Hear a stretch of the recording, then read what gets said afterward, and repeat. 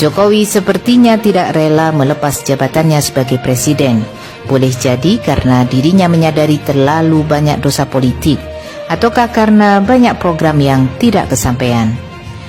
Dosa-dosa politik Jokowi tidak mungkin diabaikan begitu saja, terutama yang berkaitan dengan pelanggaran hak asasi manusia, penipuan, dan penyalahgunaan wewenang.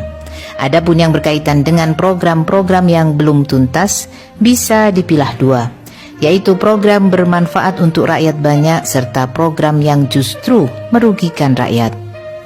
Melihat cara-cara Jokowi merancang sebuah program dan cara mengatasinya, terlihat ia sangat ambisius, ceroboh, kurang perhitungan, tidak profesional, menjadikan hutang sebagai jalan solusi.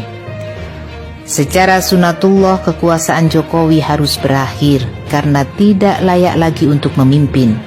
Walaupun Jokowi terus berusaha memperpanjang kekuasaan atau pengaruhnya, yaitu dengan berusaha menjegal lawan politiknya, tetapi takdir Allah mengharuskan Jokowi lengser dan harus digantikan oleh orang yang lurus. Usaha penjagalan terhadap Anies Baswedan bisa dipastikan akan berakhir dengan kekecewaan. Inilah skenario Jokowi untuk menjegal Anies Baswedan. Insya Allah semuanya akan gagal. Pertama, membentuk musra. Musra hanyalah akal-akal Jokowi menciptakan kesan bahwa ia masih didukung rakyat. Biasanya para relawan akan membubarkan diri ketika capresnya menang atau kalah. Tapi ini terus dipelihara karena ada agenda terselubung Jokowi, yaitu penundaan pemilu atau perpanjangan masa jabatan presiden. Tapi skenario ini gagal. Kedua, mencapreskan Ganjar. Ganjar adalah orang yang sangat digadang-gadang menjadi penerus Jokowi.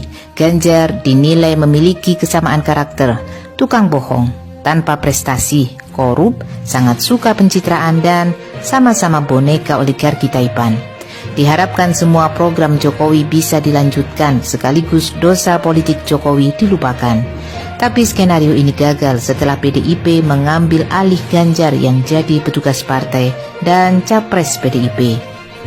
Ketiga, menunda pilkada serentak sampai 2024. Sebenarnya kebijakan ini melanggar undang-undang karena seorang PLT hanya dibolehkan selama 6 bulan, bukan sampai 2 tahun. Skenario ini dimaksudkan untuk membangun kekuatan pro-Jokowi sekaligus mempensiunkan Anies secara dini agar Anies tidak punya power lagi. Tapi skenario ini pun gagal total. Keempat, penunjukan Heru Budi sebagai PLT Gubernur DKI bukan tanpa rencana matang, karena tugas Heru Budi adalah menghancurkan reputasi Anies sekaligus mengacak-acak hasil karya Anies.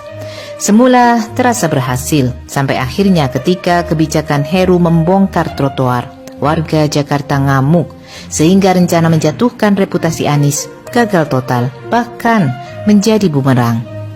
Kelima, mempertahankan syarat ambang batas pencapresan. Semula dengan mempertahankan presidensial threshold 20%, berharap bisa menjegal Anies. Berbagai elemen masyarakat, termasuk partai politik dan DPD, mengajukan judicial review ke MK, tapi semuanya ditolak MK. Skenario penjagalan Anies melalui presidensial threshold akhirnya gagal total setelah Nasdem dengan penuh resiko bergabung dengan PKS dan Demokrat mencapreskan Anies. Keenam, menjerat Anies melalui KPK lewat gelaran Formula E. Tapi bukannya berjalan mulus, justru menimbulkan gonjang-ganjing karena mendapat perlawanan dari pegawai dan pimpinan KPK, termasuk 2 utusan Polri yang dipaksa mentersangkakan Anies. Keduanya disingkirkan dari KPK. Yang terjadi justru Firly sendiri yang dibongkar berbagai kebusukan dan pelanggaran hukum dan etika. Skenario ini dipastikan gagal. Ketujuh, Istana menyuruh Muldoko membegal Partai Demokrat. Langkah ini adalah sebuah langkah yang sangat kasar, arogan dan licik. Muldoko sendiri bukan anggota Partai Demokrat, apalagi pengurus. Makanya meski 16 kali keluar masuk pengadilan untuk merebut Demokrat, ia selalu gagal. Akhirnya Muldoko nekat mengajukan PK ke Mahkamah Agung. Tentu saja langkah ini akan gagal karena tidak ada unsur pembenarannya dari sisi hukum untuk bisa dikabulkan. Langkah berikutnya adalah mendekati Nasdem, PKS dan Demokrat agar mengurungkan niat mencapreskan Anies. Tapi ternyata langkah ini pun gagal total. Mereka tetap solid untuk mengusung Anies sebagai capres di tahun 2024. Dengan capres hanya 2 calon dan semua berada di bawah kendalinya, tentu bagi Jokowi sangat menguntungkan karena selain akan menyelamatkan dosa-dosa politiknya, juga akan bisa meneruskan program-program Jokowi yang terbengkalai. Sayangnya, semua skenario tersebut telah gagal. Capres menjadi 3 calon, sedangkan Ganjar telah diambil alih PDIP.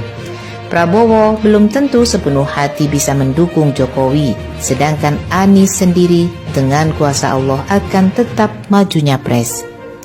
Hanya tinggal 1 jurus lagi Jokowi bisa memenangkan pertarungan melawan Anies, yaitu melakukan kecurangan di pemilu 2024. Tapi upaya ini tidak mudah karena modus kecurangan pemilu 2019 sudah terbongkar dan pelakunya Sambo dan Tito Karnavian sudah ketahuan. Adapun KPU dan Bawaslu tidak akan seleluasa seperti 2019, mengingat sumber penyumbang dana sedang berkonflik. Fakta lain, Jokowi dan Megawati berkonfrontasi, lalu oligarki Taipan mau dukung siapa bisa jadi akan lepas tangan. Saat ini rakyat begitu ketat memantau perkembangan politik di tanah air. TNI pun siap bergerak jika terjadi kecurangan. Diperkirakan selisih suara Anies dengan capres lain sangat signifikan, sehingga tidak mudah mensubsidi calon yang kalah. Tertutup sudah bagi Jokowi untuk menjegal Anies. Mau tidak mau Jokowi harus menerima kenyataan bahwa Presiden 2024 adalah Anies Baswedan.